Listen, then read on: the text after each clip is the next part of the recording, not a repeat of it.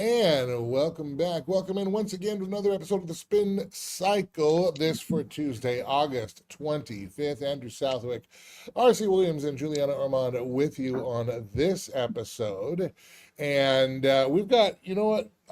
Well, first we should say right now, the news has already broke. It broke just a few minutes before we came on air. Of course, the Queen of Country, undisputed Queen of Country, Dolly Parton, passing away at the age of 80. And while toward the end of her life, perhaps, I know you can always go back over and say, well, I like this, I like that about her, but no doubt about it, was she among the most influential artists of certainly the 20th century and over an entire genre, crossing genres of music into popular and even into folk and rock in her era. Of course, Dollywood and many movies. Of course, I always think of her, well, in a couple, 9 to 5 is probably the one everybody talks about. Mhm. But I always remember her in Steel Magnolias. And yes, I watched that movie and I enjoyed it. And yeah, I'm not embarrassed to say so. So, really just a profound effect on an entire nation. And so certainly all the tributes are pouring out and pouring in for Dolly Parton. But just, since that just came out, we'd be remiss if we didn't mention a little bit about that. Uh, do either of you connect Dolly Parton to a particular moment in maybe your life or your history, or, whether it was Jolene or whether it's Islands in the Stream or 9 to 5 or anything like that? So for me, she really inspired me when I was a kid. When I was about 11 years old, I told my dad I wanted a synthesizer, and specifically so I could play the 9 to 5 song and play along with my synthesizer. So yeah, she was very instrumental in my wanting to do music, Yeah. actually. Yeah. Yeah, absolutely legendary, Andrew. Politics aside, we talked about that before we came on. Dolly Parton changed a lot, in particular for women in the entertainment industry, and really kind of spearheading entrepreneurship in her own special way with Dollywood. I think a lot of people were of the mind that I don't know that Dolly Parton's ever going to pass away. She's just been around for so long that she's just going to be here. Yeah. I think was the general feeling. So it was a bit of a shock to see that happen. But musically, business wise, what a legend. Yeah, and hopefully, I do hope. I know it's probably gonna in some sectors of the world, certainly probably in internet sphere, but hopefully it doesn't get to just about politics and what they thought of, what one person thought, because I think one thing that is hurting America now, it's hurting our freedom, is the fact that the shared experience is diminishing, if not almost gone for America. We don't have those national and cultural social touchstones that we all, the water cooler moments. We don't share those. Our lives are so customizable, and then not only that, but we're encouraged by the powers that be to be angry at whoever doesn't have our life and see it the way we do. Hmm. We have to draw a line, and then everybody else is an enemy. That we lose those It's shared crazy. moments. I mean, Yeah. when I could mention Island in the Stream and 9 to 5 to you, and you would understand what I'm talking about, but not to current generations. And really, what of this generation? And I don't mean this generation in terms of the people, but this era. What is shared like that anymore along Hmm. those lines? Very, very little. And I think that's one of the things that's hurting us, because it also hurts our discourse in the public and the civic sphere, because we have forgotten how to have conversations like normal people who may or may not disagree but can still enjoy the game together, and that's too bad. Mhm. And I would hope, and Dolly Parton, and really that era. I mean, I was just talking about this the other day to my kids. It's not like Paul McCartney and Ringo Starr are buying green bananas right now. You know, they're in their 80s when they, when their time on Earth is through. I mean, that's the closing of the door, the end of an era. The Rolling Yeah. Stones are out there doing their cool concerts, but good on them. I mean, fantastic, the greatest rock band in the world in terms of their touring and longevity, that they can still do that again in their early 80s, and some of them mid 80s. Hats off to them, but we don't have 20 more years of that. And No. but those icons were some of the, and are right now, some of the last remaining physical touch points that connect us to that era where we did have something we could share. And I think we're going to find that we're going to miss that a lot more than we think. Mhm. Whether or not you like the Beatles or the Stones or Dolly Parton or any of that stuff. And you can say, well, pop culture is entertainment and it's dumb. Actually, I think one of the reasons why it's valued so much in our culture in a good way is because of the value of the shared experience. And, so anyway. All right, didn't mean to talk about that, but since we did, there we go. I'll shut up and get off my soapbox. Welcome to everybody checking us out. If you are watching us, wherever you are, please like, share, and subscribe, particularly on the channel, whatever channel you're on, whether it's a follow or a subscribe, please do that. Lets that site know, lets that platform know that you want this content. It helps the platform get this content to more and more people. RC, let them know where they can find us in all of our other endeavors and internet sphere activities. Yes, sir. They can find us at watchmanaction.org. All things Watchman Action. That's MEN, so it's plural, watchmanaction.org. Looking for Watchman Action on the socials? Lucky for you. The handle's all the same across the board. Just search for Watchman Action. You can also watch The Spin Cycle weeknights at 9:30 Eastern on the big and bold Watchman Action Network. That's Channel 40 on Bet Cable in North Dakota and streaming everywhere you might expect, including on the Watchman Action site. Now for all things Andrew Southwick on YouTube, Culture Crossroads 316. You get The Spin Cycle, you get Culture Crossroads, you get his incredible monologues. And with all of these things, as he said, make sure to like, share, and subscribe because that lets people know that we're around. All right. Now let's get to the first story. This story I did not include, and I already let you know about this. I didn't include this in the rundown I sent out earlier, but it just came across, and I was like, no, we have to hit this because it does matter. And it's the question that we've titled the episode, is the GOP giving up on the 2026 midterms? I want to play you a clip from Jesse Kelly and his X account. And he had a conversation with Sean Spicer. And I'm not sure the conversation was ended with and they all lived happily ever after. Are we already giving up on November? And I asked that for this specific reason, because I had a long conversation today with, I'll just tell you who, Sean Spicer. You know what Sean Spicer told me? Sean Spicer told me the GOP is sitting on a gargantuan amount of money, a gigantic amount of money. We are 70, 71 days, something like that, away from the election, and they're not spending it. I told you my story about here in Texas. You know what Sean Spicer told me? Yeah, Jesse, same thing's happening in Michigan. Same thing's happening in North Carolina. Same thing's happening in Georgia. The GOP is sitting on truckloads of cash, and they're not spending it. People are starting to vote early, like now. If not now, it can't. Every state does it differently, but I guarantee it's starting very soon. This election is right now. Why are we not unloading all this money? What are we saving the money for? Are we saving it for 2028? What has happened? This is malpractice. And I'm not saying we're going to lose the Texas Senate seat, but we might. I'll tell you this. You know what Sean Spicer told me? It's a 1-point race right now. 1 point in one of the reddest states in the country. And why wouldn't it be 1 point? Bottom is on every single TV commercial, driving a Ford truck, talking about groceries and Jesus with Pawpaw.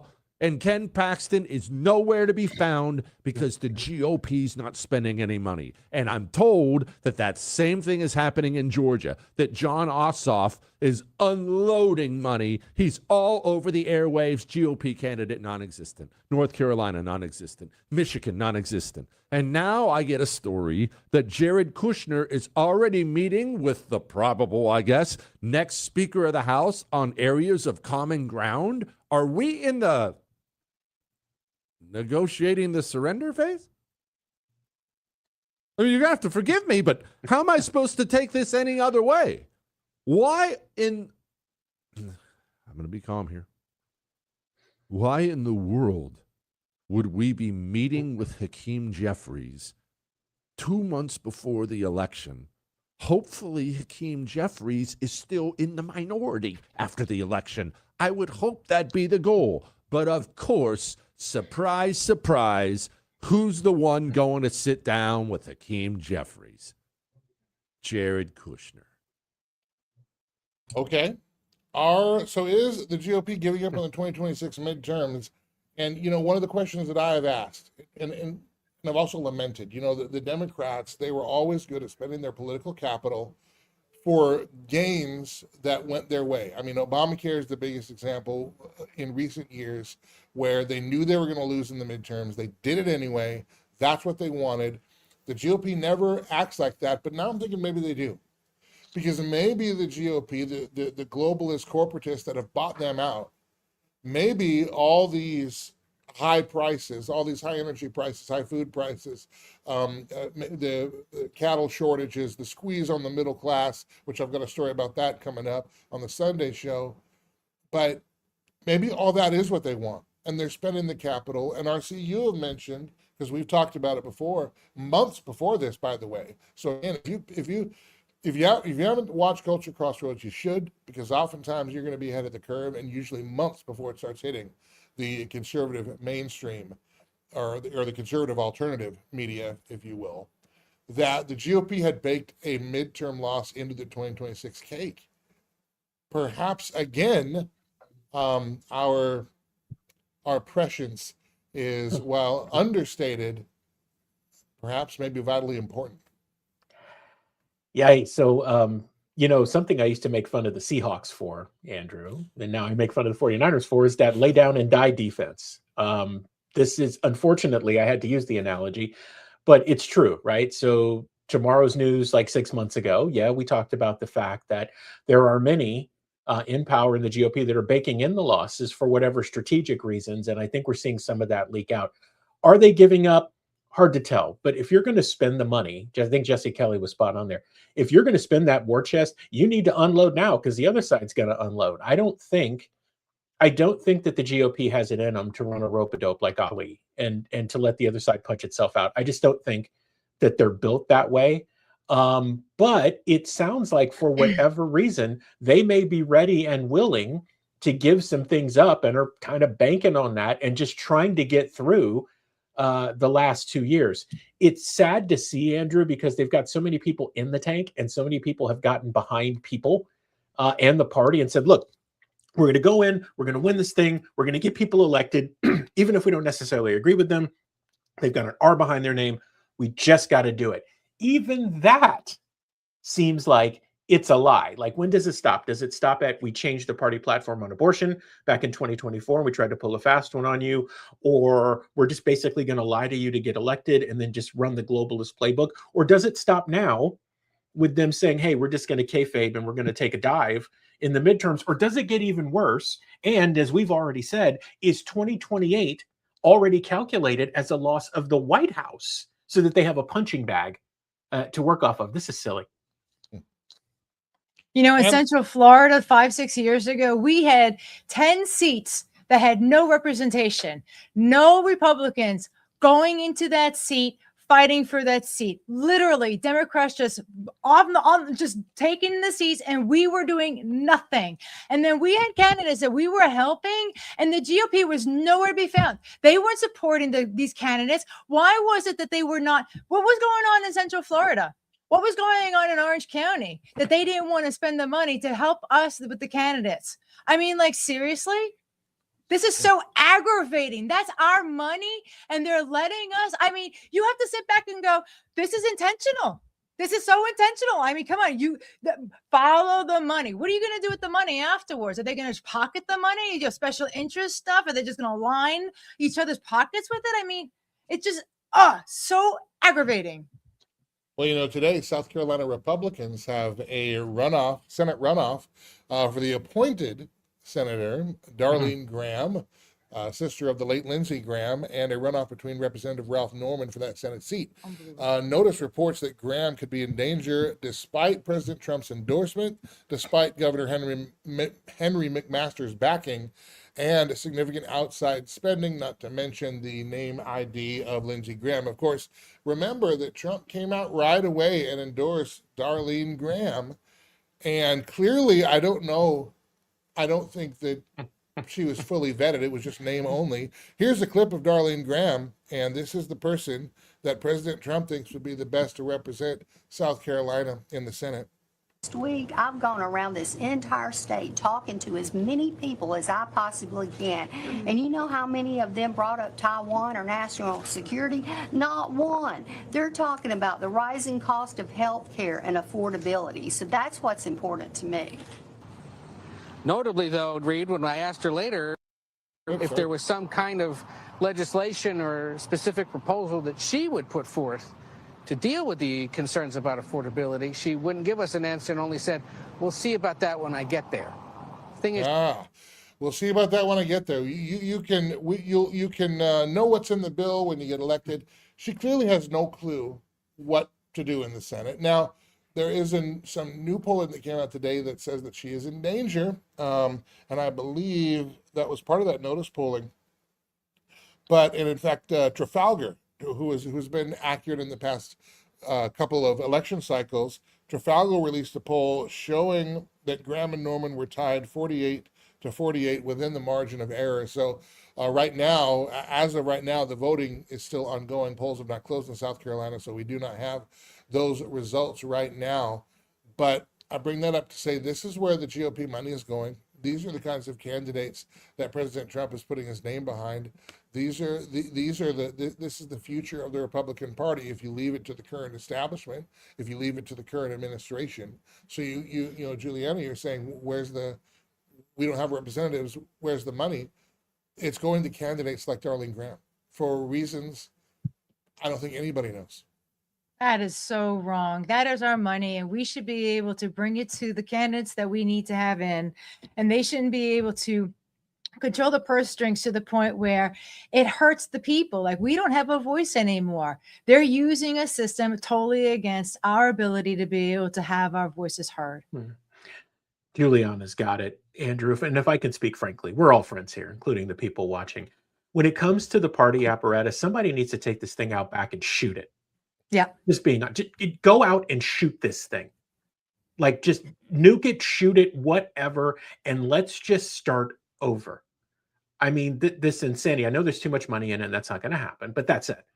This shows you, right? And part of this too, I mean, I think it's primarily, we deal with a lot of the psychology of this, right? There is a part of this that is so insane and so stupid. It is actually designed to get you so angry and agitated that you give up, right?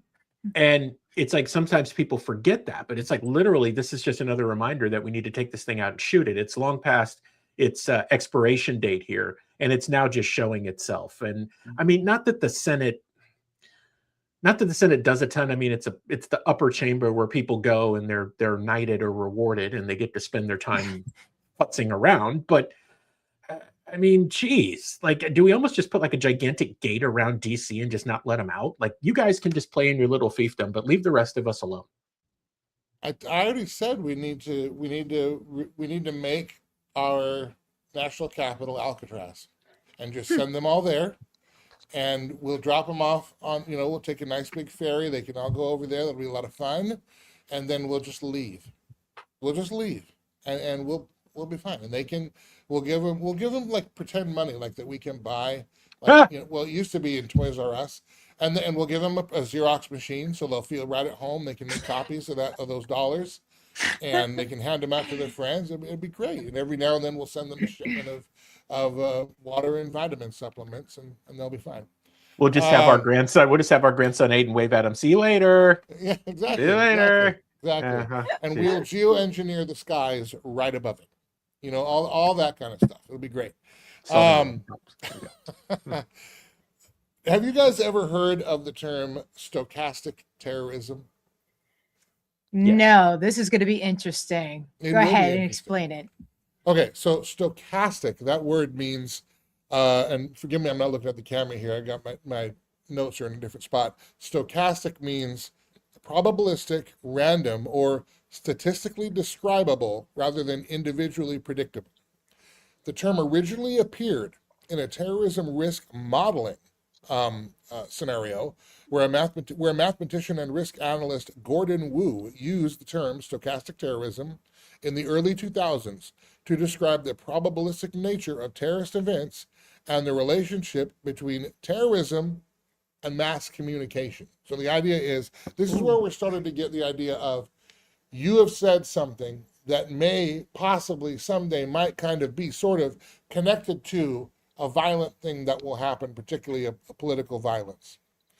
We've seen the left use this. We're starting to see the right use this. And this is, I believe, a part of a broader push to normalize and, in fact, even require censorship of speech, particularly on platforms that are for free speech and for free speech absolute. I want to play you this clip here. This is former, I want to make sure I got his name right here, former FBI agent John Nance.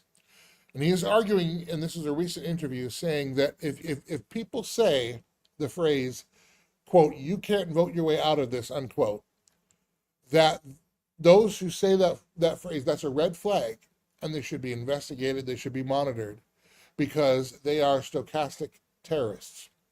And they're engaging in or potentially contributing to stochastic terrorism, and again, should be investigated or monitored.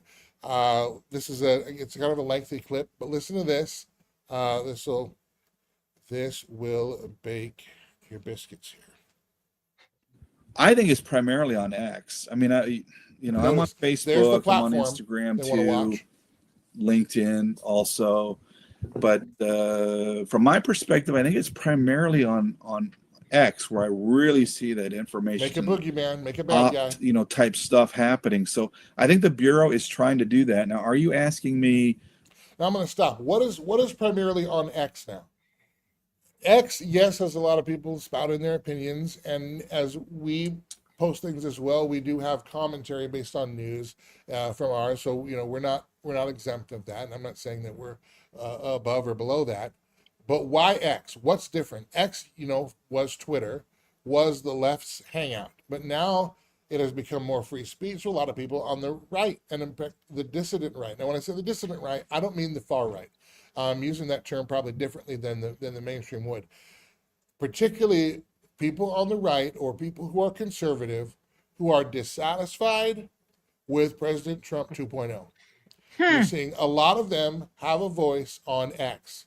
So it is interesting that we're going to point out X. Of all the places, why not YouTube, which we know engages in censorship, because if you say something against the WHO, right, then you have to, you go through a little censorship thing and a re-education program of their own.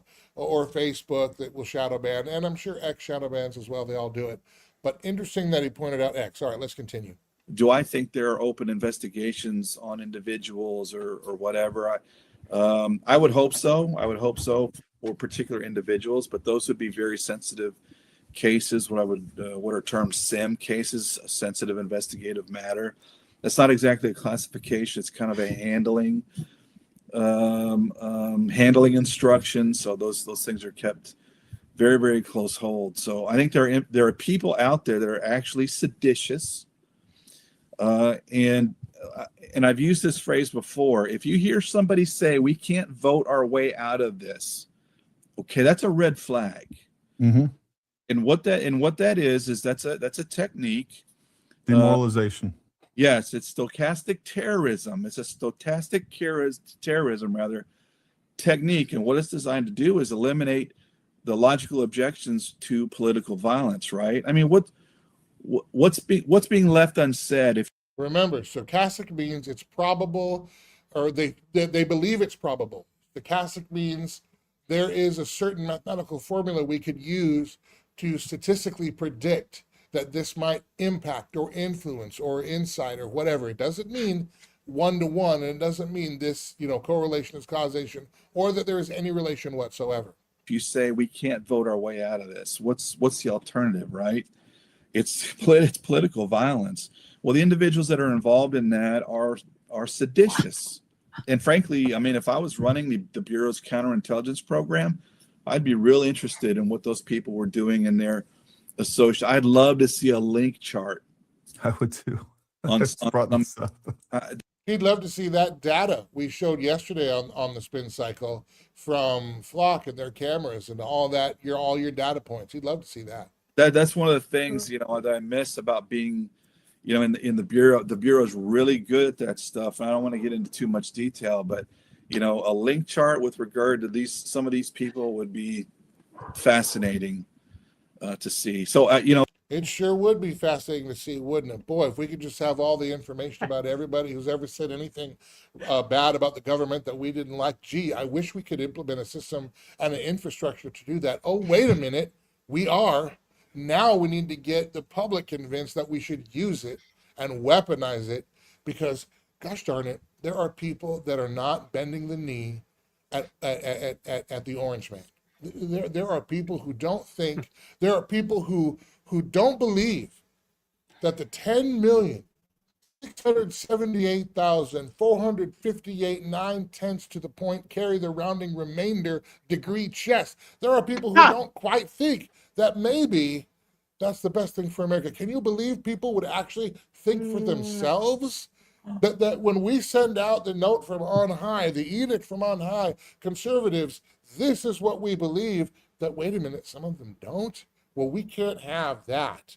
The constitutional problems here, okay? For speech, right? For it to be a true threat, it needs to be a serious expression conveying unlawful violence against an identifiable person or group. If it's going to be an incitement, it needs to be an advocate who is intending to produce imminent lawless action. So you're there in a mob with a bullhorn telling them to go. That's incitement. Conspiracy, an agreement among participants to commit an unlawful act. Oh, wait a minute. Are there some people in D.C. that might be guilty of that? Oh, gee, I don't know. Maybe it's the same people that are making sure that they're covering their tracks by not having to answer to the IRS for their finances or for their pardons that they're getting, that are blanket pardons that cover backwards and forwards. You mean people like that? Oh, okay, never mind. I'm sorry. That was out loud. Never mind. Or political despair, hyperbole, radical criticism of government. These things are protected unless they cross one of those established legal lines. Counterman versus Colorado, the Supreme Court emphasized the danger of chilling protected expression when criminal threat standards are too broad. And the problem with stochastic terrorism, that phrase, is it's way too broad, way too elastic. It can mean anything, but that's exactly what they want, because they just want something that they can go back and look at our X accounts and look at our YouTube accounts and look at our Facebook accounts or watch our programs or look at our clips, and they can say, oh, you know what? There is a world where I can make a formulation where what they just said, that could bring violence, and it could bring political violence. So we're going to open an investigation, and we're going to monitor you. And, golly gee, we have the infrastructure to do it now. And I think the central question is this: if there is no specific threat, if there's no plot, if there's no instruction, and clearly if there's no violent act, what exactly is the government investigating other than trying to intimidate people not to have their own opinions and not to express them? I just want to say a lot of the people that are on X, they're believers. They're Kingdom First people. They're the ones that are saying, Trump no longer, or the Republican Party no longer represents us. So if the Republican Party doesn't represent us, right? Because he said, where else are you guys going to go? Well, you know what? There is someplace else that we can go, and we, the people, can come together. That does not mean violence. It just means that, we're looking at a government that does not represent us anymore. Obviously, we're America first. So what are we, the people, right? Because we are the first line of government. They are not. We are the first line of government. If these people who are supposed to be representing us are not representing us correctly, then what are we, the people, going to do about it? And for them to turn around and say that they're going to stifle what we're going to say and they're going to come against my First Amendment, no, I don't think so. That's not how this works. Friends, if I can just take a moment here, put on the handy spectacles, I'm going to look at the other screen on the big board and read the definition of sedition. Just a moment, please, because this is important. Sedition is overt conduct, such as speech or organization, that tends towards rebellion against the established order. Hang on to that for a second. Sedition often includes subversion of a constitution and incitement of discontent towards or insurrection against established authority. Also hang on to that. Sedition may include any commotion, though not aimed at direct and open violence against the laws. Seditious words in writing are seditious libel. A seditionist is one who engages or promotes sedition. Friends, I submit to you, and Mr. Nance, this one's for you, buddy, so I'll look at the camera. I would submit, sir, that you and the FBI and other three-letter agencies are in essence the seditionists, not the That's American correct. people, because you are waging an assault on the Constitution in and of itself because you've in some weird way been given permission. I want people to let that sink in for a second. Because before you pointed at us, which you're going to try to do anyway, because it's pre-crime, we talked about this yesterday on the show, the movie Minority Report was not science fiction, it was science fact. It was just a matter of when we were going to get there. Be very careful, speaking of words and what they mean and how they try to pull them together against you. Be very careful to listen to and watch what these people say and do. And what you will quickly find is that definition is gentlemen like Mr. Nance and those three-letter agencies that purport to protect you. Now, if that's sedition on my side, you guys know where to find me, but I'll tell you what, it ain't. You know, it's so interesting because we thought we were seeing this on the left and people were like, oh, we're not going to see that on the right. And here we are. We're seeing it on our side. Go ahead, Well, Andrew. and so here's why they have to do this, because now we figured out that it's a uniparty. That it doesn't. That's why no matter who you vote for, you get backstabbed and it all moves in the same direction. If you're a liberal and you really do honestly care about the social causes and that kind of thing, and those are your issues, well, the poor aren't getting richer, are they? For all the money we throw at them, for all the programs we have, education has never been worse in America, and we've never spent more money on it. So all those things, healthcare has not gotten more affordable, has it? No, because the people who claim to solve our problems have no incentive to do so, because if the problem were solved, we wouldn't need them. And they need to be the ones in charge so that they can do the grift and keep grifting. And the same is true on the conservative side. If we thought, well, gee, we do want businesses to be able to operate and function, but honestly, now we're seeing that, well, the Republicans just got in bed with businesses and they're turning the DC into a corporate investment machine. And we're the public-private partnership has now been set up to where the things that the government cannot do constitutionally, they can lean on the corporations and the favored companies who will carry out their policies on you and me, and they can get around the Constitution that way. And to say that you can't vote your way out of this is equal to go commit a crime or go be violent is reckless on its face. Because listen, if we have looked at our choices and we keep seeing cycle after cycle, election after election, that no matter who we vote for, the same things happen, then it is true that our voting is not accomplishing what it is supposed to. But when we say that your vote is not accomplishing that, or when we say that DC is lost and it's not going to be fixed from the inside, when we say that, what we're saying is, listen, so that means that's why you got to get local. That's why you need to, for example, buy your meat from the local processor. Find one, even if they're an hour away. It's worth it, believe me. As much produce as you can from your local farmers market, as much commerce as you can in your community and with your neighbors. The local doctor that might still exist in the area, not the chain clinic. As much as you can, as wherever it's possible.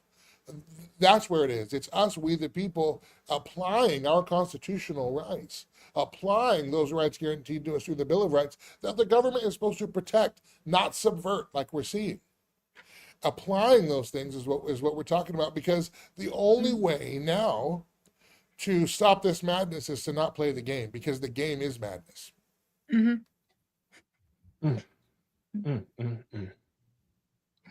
This is scary. I mean, we have to look at what's going on for what it really is, not for what they want us to think that's happening, but for what we actually see. And then we, the people, coming together, like you said, Andrew, right? Going back into community. Like, I can tell you that I'm from Brooklyn, right? On 7th Avenue, where all the little markets, the fish market, the meat market, the bodega, the veggie market. And I would go down with my cart and I would go and do my grocery shopping and then go back home. And then all of a sudden, this big chain called Pathmark came in and all those mom and pop shops closed up. right? Because they couldn't compete with Pathmark.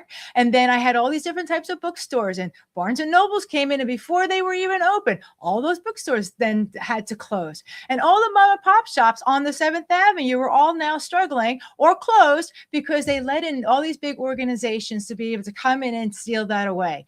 We need to go back to, like you said, buying from our neighbors, the local meat market, the local fish place, the local. If your friend has chickens, buy his eggs, okay? If your friend has cows, buy their meat, buy their milk. That's what we need to do. If we all come off the system and we all start building our own system inside of our communities, we'll no longer need it to rely on the Walmarts or the Publix or the Winn-Dixies of the world. We can rely on one another, and that's the way it's supposed to be. Amen. And it's not that Walmarts and Publix are bad enough themselves, but when No. we end up relying on them, it becomes, it becomes that trap, that bottleneck funnel where now there's nowhere to turn. The government would like us there because they want us all dependent on them and how they will distribute whatever it is they think we need for our lives. That's why you have the open air prisons, 15-minute cities being developed. You'll own nothing and like it all this. People say we're at the brink of World War III. I submit to you that World War III is already happening. And it's a Correct. global war against the middle class. It's being Correct. waged in the financial sectors, in the biomedical sphere, in the educational sphere, institutionally, upon us to squeeze us so that there is no more middle class. Because as long as there is a middle class, and that middle class is essential to freedom, because as long as there are people who can earn and grow and they can rise up in terms of that socially, financially, what have you, the powers that be can't gatekeep their little community as well. They can't control us all. They've got to get us to that binary Marxist communist, the haves and the have-nots, and those who rail against the oppressors, they're the ones who want to do the oppressing. It's just right now the middle class is in their way. That's why they don't care that gas prices are high. They don't care. They don't care that food prices are high. That's good. The fact that you're having a harder time paying your mortgage and paying your electric bill, that's progress to them. That's Agenda 2030. That's Agenda 2050. But if we act like who we can be and say, you know what, we don't need you, nor we not only do we not need you, we don't need your permission. Now we can take our country back, and that's how it's going to be. That's what it is. Now there are some people, obviously, we care about voting, we care about our civic duty. We always are going to encourage you to vote for the best person that you can in your area for the different races, both local, state, and federal, all the above. But we can't count on that to be our savior. Where there's only one savior, that is Jesus, and then two, where we can't count on the government to live out our own rights for us. That's for us to do. And if we keep trading our rights for convenience and security, we're going to find out that, just like Franklin said, we're not going to have either one. Andrew, this is called an asymmetrical warfare. This is when the government is warring against the people. They want us to think that there's a war in the Middle East going on and stuff like that. No, we the people need to understand that this is an asymmetrical warfare, and it's going on in our country, in England, France, all over. I mean, every country seems to be experiencing this situation. Anybody that's for the globalist 2030 agenda, we the people are feeling it. And that's why we always say it's not the people, it's the governments that we don't like. It's the governments that we need to push back on, because this is war and this is what it looks like. And can I So give you Andrew, let me give you one tip. RC, hold your thought. yeah, go ahead. I just want to give our viewers one tip. Thank you for viewing, whether you like us or hate us. That's great. I mean, I think it's fantastic. And if you're going to call me names, I think that's awesome. And I think, obviously name calling and insults are the best way to get your ideas across and the best way to communicate those, hands down. That's the best way to do it. But if you're going to call somebody a moron, can you please spell moron correctly? I was just about to say, did you realize that you're a moron? I didn't know if you realized that or not. Make sure. Who was you calling the moron? Because I was talking and he's excited about that. I appreciate that, but just, hey man, check that spelling, because I want it to reflect well on you, my friend. This way that everybody knows what a moron I truly am. All right, we are way over budget, and way over budget. Anyway, and we didn't even get to, once again, $40 trillion in debt. We keep trying to get there, and we never do.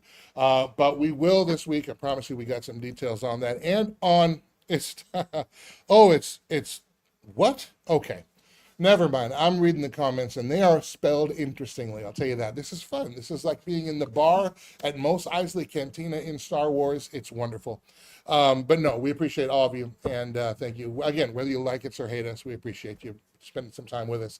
The Sunday show, Culture Crossroads, we're going to take a deep dive into the Trump's beef deal, how that's going to hurt ranchers. But also, I've got some data and some information on what is actually going in our foods right now and why it's critical that we get back to buying from ranchers and back to buying local, because what we are being what's being foisted upon us, what's in the packaging at the grocery stores, is a lot of times anything but the food we think it is. So, and I'm telling you, right down to the eggs that they put in the ingredients, it's going to blow your mind. That's coming up. That's Sunday's Culture Crossroads. I'll keep teasing that for the rest of the week. But until then, for Juliana Ormond, R.C. Williams, I'm Andrew Southwick. This has been the Spin Cycle. Thank you for hanging out with us, and we will see you next time.